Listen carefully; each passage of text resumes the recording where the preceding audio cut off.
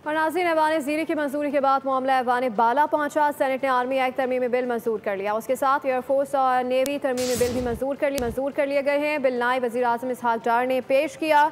Opposition अरकान ने bill की मुखालफत की। बिल के मुताबिक army chief he chief of defence forces होंगे। नए ढांचे के तहत चीफ ऑफ डिफेंस फोर्सेस के लिए नया नोटिफिकेशन जारी किया जाएगा, जिसके बाद उनकी मुद्दत मुलाजमत असर 9 शुरू होगी और फील्ड मार्शल सैयद आसिम मुनीर नवंबर 2030 तक चीफ ऑफ डिफेंस फोर्सेस के मनसब पर फाइज रहेंगे। चीफ ऑफ डिफेंस फोर्सेस पाक फौज के तमाम शोबों की रिस्ट्रक्चरिंग और इंतजाम करेंगे। सेनेट के इजलास से मुतालिक आपको अपडेट करें। वफाकी हुकूमत चीफ ऑफ डिफेंस फोर्सेस की फ़राइज़ और जिम्मेदारी का तयन करेगी। इस हवाले से मज़ीद जानते हैं नुमाइंदा बोल न्यूज़ उमर हयात खान से। जी उमर हयात खान, बताइएगा क्या डिटेल्स आ रही है इस हवाले से? जी बिल्कुल, शास सैयद यूसुफ रज़ा गिलानी की ज़ेर सदारत शुरू हुआ और गुज़िश्ता रोज़ कौमी असम्बली से जो आर्मी तरमीमी बिल 2025 और इसके साथ साथ नेवी तरमीमी बिल 2025 और फिर जो एयरफोर्स तरमीमी बिल 2025 है वो मंजूर हुआ था और आज उसको सेनेट में मंजूरी के लिए पेश किया गया, जिसे कसरत राय से जो है ऐवान बाला ने मंजूर कर लिया है।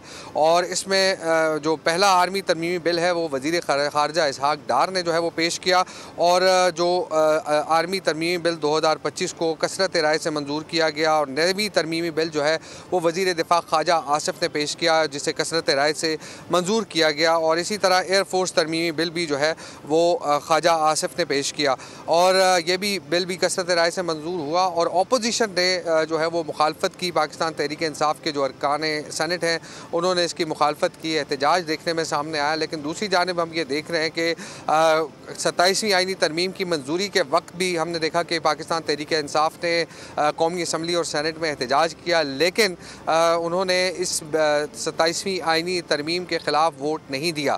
तो सेनेटर फैसल वाउडा ने ये कहा कि इस हवाले से अगर देखा जाए तो ये 27वीं आईनी तरमीम जो है वो मुत्तफ़िक़ा तौर पर मंजूर हुई है और इसमें कोई जो है वो इख्तिलाफ़ पाया नहीं गया और इसको मुत्तफ़िक़ा तौर पर मंजूर कराने में पाकिस्तान तहरीक इंसाफ का बड़ा किरदार है। लेकिन दूसरी जानिब अगर देखा जाए तो जो आर्मी चीफ़ की मुद्दत मुलाजमत है और फिर उनका जो ओहदा है वो तख्लीक किया गया है। इसी तरह आइनी अदालतों के हवाले से बड़ा अहम फ़ैसला हुआ है और उस पर जस्टिस अमीनुद्दीन की तैनाती भी अमल में लाई गई है। और ये अहम जो नुकात 27वीं आइनी तरमीम के थे उनकी बाकायदा तौर पर मंजूरी हुई, तो उसके बाद उस पर अमल दरामद का भी आगाज़ हो चुका है। मिसाक जमहूरियत के तहत जिस आइनी अदालत के हवाले से पाकिस्तान जो मुस्लिम लीग नून है और पीपल्स पार्टी है और दीगर जो जमातें हैं उनके दरमियान एक इत्तेफाक राय हुआ था, उसको अब बाकायदा तौर पर अमली जामा पहनाया गया और आइनी अदालतों का जो क़याम है वो अमल में लाया गया। लेकिन दूसरी जानिब अगर देखा जाए तो इसकी मुखालफत पाकिस्तान तहरीक इंसाफ कर रही है, लेकिन अगर देखा जाए तो मिसाक जमहूरियत में पाकिस्तान तहरीक इंसाफ भी उसके सिग्नेटरी थी, लेकिन अब वो इसकी मुखालफत करते हुए नज़र आ रहे हैं। और आर्मी एक्ट में जो तरामीम है, ख़ास तौर पर चीफ़ ऑफ डिफेंस सर्विसेज के हवाले से जो उनकी मुद्दत मुलाजमत है उसके हवाले से जो अहम तफसीलात हैं वो यकीनी तौर पर ये है कि आर्मी चीफ़ और फील्ड मार्शल सैयद आसिम मुनीर जो है वो नवंबर 2030 तक जो है वो चीफ़ ऑफ जो हैं वो सर्विसेज के चीफ़ रहेंगे और तमाम जो अहम उमूर हैं उनको अंजाम देंगे। और उसके बाद अगर हुकूमत या वज़ीर आज़म ये ज़रूरी समझें तो वज़ीर आज़म की एडवाइस पर उनको 5 साल मज़ीद जो है वो दिए जा सकते हैं। तो अगर हम देखें तो ऑपरेशन जो हमारा हुआ ऑपरेशन सिंदूर के हवाले से जो बुनियाद मरसूस, तो उसके मुकाबले में हमारी पाक फोर्सेस की जो कार्रवाइयाँ थी वो यकीनी तौर पर बड़ी इम्पॉर्टेंट थी। आज पूरी दुनिया मुतरफ़ है और इसी हवाले से अगर देखा जाए तो हुकूमत ने आर्मी चीफ़ सैयद आसिम मुनीर को फील्ड मार्शल का खिताब दिया और अब मज़ीद जो है वो हिंदुस्तान पर ये बम गिराया गया है कि उनको जो चीफ़ ऑफ जो बनाया गया सर्विसेज का वो भी यकीनी तौर पर बड़ा इम्पॉर्टेंट है। और जिस अंदाज से उन्होंने जो स्ट्रेटजी अपनाई है और स्ट्रेटजी में उनको कामयाबी मिली है वो यकीनी तौर पर हमारे मुल्क के लिए बड़ी अहम है, पूरी दुनिया में हमारे अहम है। उमर हयात खान हमें तफसीलन आगाह कर रहे थे, आपका शुक्रिया। फील्ड मार्शल आसिम मुनीर ने ताजिक वज़ीर दिफा से मुलाकात की है। यहाँ मुलाकात GHQ में हुई। ISPR के मुताबिक मुलाकात में बाहमी दिलचस्पी के उमूर इलाकाई सलामती, दो तरफा दिफाई तबादला ख्याल किया गया। इंसदाद दहशतगर्दी, इलाकाई इस्तेहकाम के लिए ताउन को फ़रोग देने के अज़म का भी इजहार किया गया।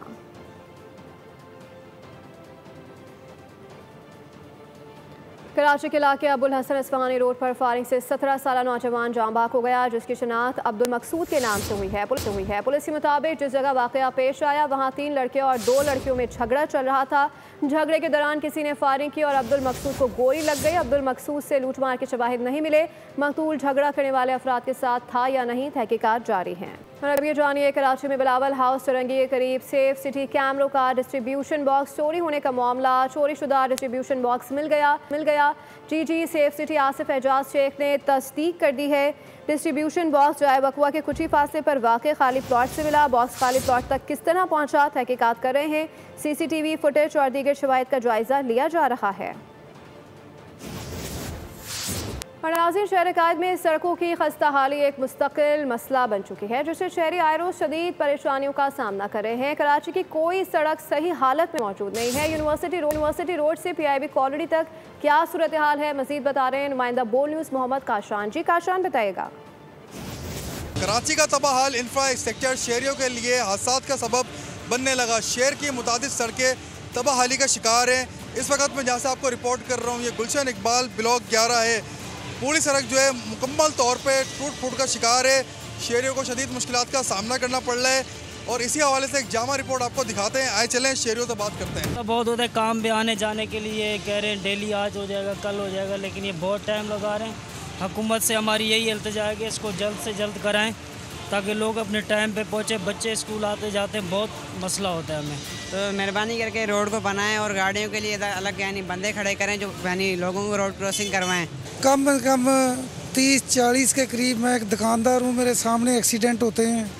बाइक वाले गिरते हैं, टैंकरों वालों के नीचे आते हैं, कोचों के नीचे आते हैं। तो बराए मेहरबानी इसका कोई हल निकाला जाए, आवाम को कोई रास्ता दिया जाए चलने के लिए। ये पानी की लाइन टूटी हुई है, बनाने का कोई नहीं नाम ले रहा।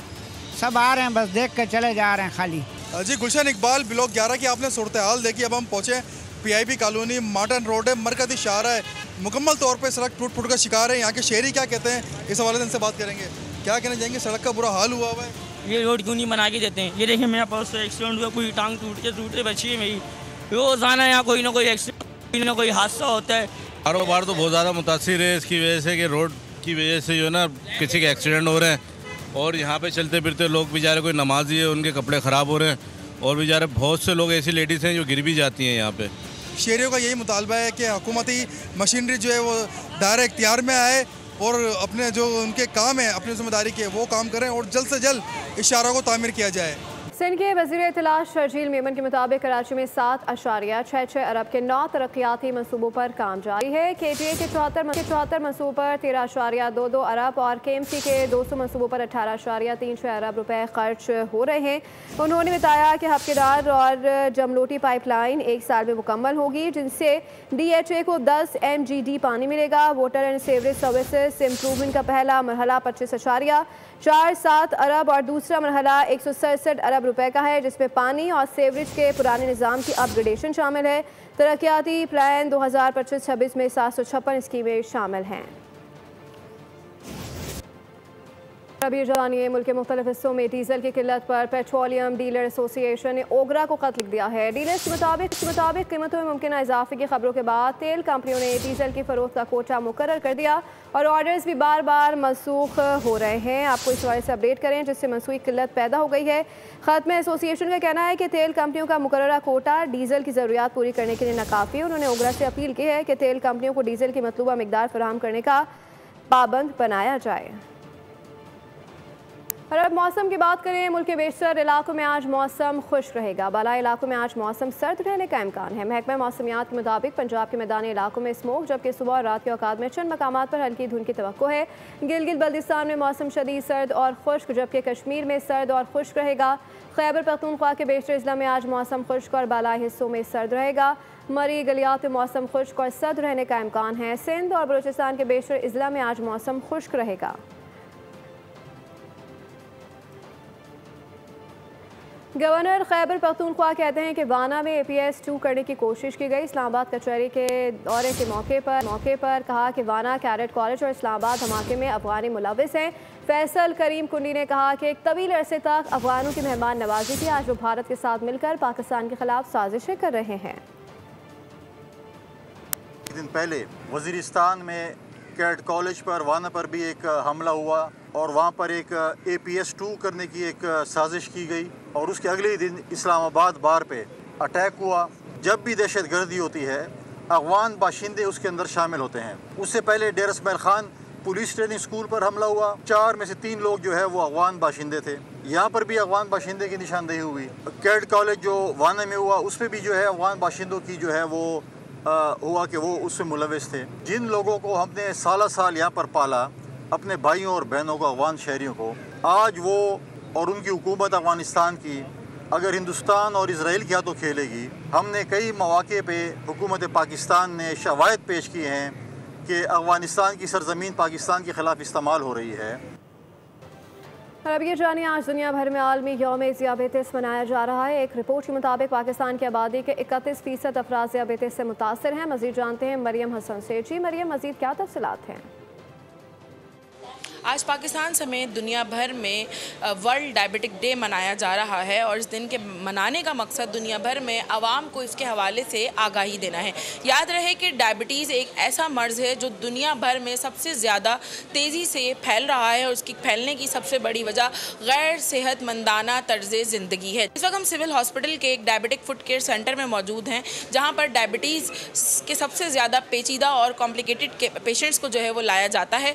उनको किस तरीके से ट्रीट किया जा रहा है, डॉक्टर यहाँ की इंचार्ज डॉक्टर फरहाना हमारे साथ मौजूद हैं। यहाँ पर जो पेचीदगियाँ आ रही हैं वो डायबिटिक फुट अल्सर्स के हवाले से आ रही हैं और वो अल्सर्स जो बहुत इनिशियली तौर पे अगर उसकी केयर की जाए तो वो पुर हो सकता था, लेकिन ज़ियाबतीज़ के अच्छा कंट्रोल ना होने की वजह से वो अल्सर गैंग्रीन में डेवलप हो जाता है और जब गैंग्रीन होता है तो उस अज़ा के काटने की नौबत आ जाती है। हमारी मेजर एम्पुटेशंस जो हैं जो कि BK और AK कहलाती हैं, यानी कि ये घुटने से ऊपर और घुटने के नीचे, वो तकरीबन 40 से लेके 50 पर मंथ होती हैं। माहिर दहशतगर्द सेल के 4 अरकान गिरफ्तार कर लिए गए। मजीद जानते हैं नुमाइंदा खुसूसी सलमान अवान से। जी सलमान, बताइएगा, एक बड़ी डेवलपमेंट है, हम देख रहे हैं कि खुदकुश बमबार के मुआवन दहशतगर्दों को गिरफ्तार कर लिया गया है। जी बिल्कुल ऐसे ही है। इस्लामाबाद में होने वाले खुदकश हमले के हवाले से यकीनी तौर पर सबको तशवीश थी और सिक्योरिटी इदारों ने जिस तरह से इंटेलिजेंस इदारों के साथ मिलकर ये कार्रवाई की है, यकीनी तौर पर ये हम सबके लिए इत्मीनान का बाइस है कि बड़ी तेजी से इस मामले के अंदर पेशरफ्त हुई है और ये मामला हमें लटका हुआ दिखाई नहीं दिया। इंटेलिजेंस ब्यूरो के साथ CTD ने मिलकर ये कार्रवाई की है जिसमें खुदकुश हमलावर और इसके जो मुआविन साथी हैं उनको गिरफ्तार कर लिया गया है। मुआविन साथियों को और पता चलाया गया है कि किस तरह से उन्होंने इस खुदकुश हमलावर की मुआवनत की, इस दहशतगर्दी की कार्रवाई की। दरहकीकत ये पूरा दहशतगर्दी का या दहशतगर्दों का एक सेल था जिसको बस्ट किया गया है और इन दहशतगर्दों को अब कानून का यकीनी तौर पर सामना करना पड़ेगा। जो इत्तलात सामने आई हैं, जो तफसीलात सामने आई हैं, अगर उसकी बात करूं तो उसके मुताबिक TTP या फिसल खारिज के कमांडर सईदुर रहमान और दादुल्ला ने टेलीग्राम ऐप इस्तेमाल की और इस ऐप के जरिए इस्लामाबाद में खुदकुश हमला करने से मुतल्लिक हिदायत जारी की, जिसके बारे में हम पहले भी बात कर रहे थे कि इनको अफगानिस्तान से, काबुल से हिदायत मिल रही थी और वहाँ पर खारजी नूर वली की हिदायत के ऊपर ये सारी मनसूबाबंदी की गई। उसके बाद फिर दौरान तफ्तीश जो है खुदकुश हमलावर के जो हैंडलर्स हैं साजिद उल्ला उर्फ शिना ने जो है वो इतराफ़ जुर्म कर लिया है। उसने तमाम तर जो पोल है इन दहशतगर्दों का वो खोल दिया है, बता दिया है कि किस तरह से इस हमले की मनसूबाबंदी की गई और सईदुर रहमान उर्फ शिना ने ये भी बताया है कि किस तरह से ये तमाम तर कार्रवाइयाँ जो है वो प्लान की गई। उसने इतराफ़ जुर्म करते हुए बताया है कि ये जो खुदकुश हमलावर था सईदुर रहमान उर्फ दादगीर, ये चरमकंग बाजोड़, हाल ही में अफगानिस्तान में TTP का इंटेलिजेंस चीफ जो है वो भी इसके अंदर शामिल था। कानून नाफिज करने वाले इदारों को ज्यादा से ज्यादा जानी नुकसान पहुंचाने के लिए हमला किया गया, क्योंकि G11 कचहरी जो है डेफिनेटली एक हसास इलाका है। वहाँ पर सिक्योरिटी फोर्सेज, कानून नाफिज करने वाले इदारे आमतौर पर मुतय्यन होते हैं गेट के ऊपर और इस इमारत के आसपास। तो मकसद यही था कि पाकिस्तान के कानून नाफिज करने वाले इदारों को जो कि दहशतगर्दी के खिलाफ जंग में, दहशतगर्दी के खिलाफ कार्रवाइयों को लीड करते हैं, उनको ज्यादा से ज्यादा नुकसान पहुंचाया जा सके। दादुल्ला ने साजिदुल्ला और शिना को खुदकुश बम्बार उस्मान उर्फ कारी की तस्वीर भेजी ताकि वो उसे पाकिस्तान में फिर वसूल करे। और फिर खुदकुश बम्बार उस्मान उर्फ कारी का ताल्लुक जो है बताया गया है कि शिनवारी कबीले से था और वो अफगानिस्तान का ही शहरी था। ये बात तो वैसे भी पहले ही कंफर्म हो गई थी कि जो खुदकुश हमलावर उस्मान उर्फ कारी है उसका ताल्लुक अफगानिस्तान से है। और बताया गया है कि वो वाकईतन वहाँ से ही आया था और उसके हवाले से जो तफसीलात हैं वो शिना ने बता दी हैं और वो उसका इतराफ़ भी किया है। और अफगानिस्तान में मौजूद जो TTP है ये फितनुल खारिज के कमांडर दादुल्ला की हिदायत के ऊपर बताया गया है कि साजिदुल्ला और शिना ने फिर अक्खन बाबा कब्रिस्तान पेशावर से ये खुद को जैकेट हासिल की जो कि पेशावर से ये खुद को जैकेट हासिल की गई और उसके बाद हमला किया गया। नुमाइंदा खुद सलमान रवाना में तफसीलन आगाह कर रहे थे, आपका शुक्रिया। नाज़रीन, जंगबंदी बराए नाम रह गई है। सेहूनी फौज गजा के साथ मगरबी किनारे में भी मजालिम बढ़ा दिए हैं। दूसरी जानिब मलबे से मजीद लाशें बरामद हुई हैं। फ़लस्तीनी सिविल डिफेंस को नामसाद हालात के बायस रेस्क्यू में दुश्वारी का सामना है। इसराइली फौज की दहशतगर्दाना कार्रवाइयाँ जारी रहीं। सहूनी फौज ने मगरबी किनारे में 2 बच्चों को शहीद कर दिया। गजा सिटी, बैतुल हय्या और खान यूनिस में फ़िज़ाई हमले और तोपखाने से गोलाबारी की गई। इन हमलों में कई अफराद जख्मी हुए। मुसलसल खिलाफ वर्जियों पर अक़वाम मुत्तहिदा के सेक्रेटरी जनरल एंटोनियो गुतरेस ने गजा जंगबंदी मुआहदे को नाजुक करार दे दिया। उन्होंने मुकम्मल अमन के लिए मुआहदे का एहतराम करने की अपील कर दी। गजा में इज्तिमाई खबर से 51 लाशें बरामद हुई। खान यूनिस में एक इसराइली यरगमाली की लाश भी मिल गई। गजा की सिविल डिफेंस के मुताबिक शदीद तबाही और महदूद मशीनरी के बायस रेस्क्यू टीमों को मलबा हटाने में मुश्किलात का सामना है। खदशा जाहिर किया कि मलबे से मजीद लाशें बरामद हो सकती हैं। मुतनाज़े वीडियो एडिटिंग के मामले में BBC ने अमरीकी सदर से माफ़ी मांग ली। बरतानवी नशरियाती इदारे ने तस्लीम किया कि 6 जनवरी 2021 की ट्रंप की तकरीर को इस अंदाज में जोड़ा गया जिससे ऐसा तासुर पैदा हुआ कि डोनाल्ड ट्रंप अपने हामियों को तशद्दुद पर उकसा रहे हैं। BBC ने यकीन दहानी कराई है कि एडिट शुदा दस्तावेजी फिल्म दोबारा नहीं दिखाई जाएगी। अमरीकी सदर ने दस्तावेजी फिल्म में उनकी तकरीर के मुतनाज़ एडिटिंग के मामले पर BBC को $1 अरब हर्जाने की धमकी दी थी। अभी आपको बराह रास्त ये चलते हैं। स्पीकर पंजाब असम्बली मलिक अहमद खान तकरीब से खिताब कर रहे हैं। इसके मुतल्लिक मेरा ये ख्वाब है कि ये आला तालीम याफ्ता हो, इनके हाथ में भाग दौड़ हो, ये अपने रोशन मुस्तकबिल के खुद जामिन हो, ये मुआशी तौर पर इंडिपेंडेंट हो, ये मेरी पाकिस्तान की इकॉनमी में कंट्रीब्यूट करें। मैं अपनी इस ख्वाहिश के ताबे आज शुक्रगुजार हूँ प्राइम मिनिस्टर ऑफ पाकिस्तान का, चीफ मिनिस्टर पंजाब का, कि उन्होंने मेरे कस्बा खुडियाँ के अंदर इस यूनिवर्सिटी के क़याम को मुमकिन बनाया। Thank you very much for my leadership. Speaker Punjab assembly Malik Ahmad Khan तकरीब से खिताब कर रहे हैं। बुलेटिन में खबरों का सिलसिला जारी है, शामिल करेंगे ब्रेक। देखते रहिए बोल।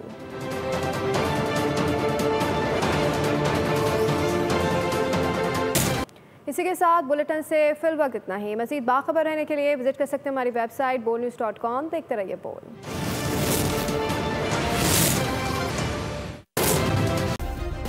सब्सक्राइब करें और बेल दबाएं ताकि कोई खबर रह न जाए।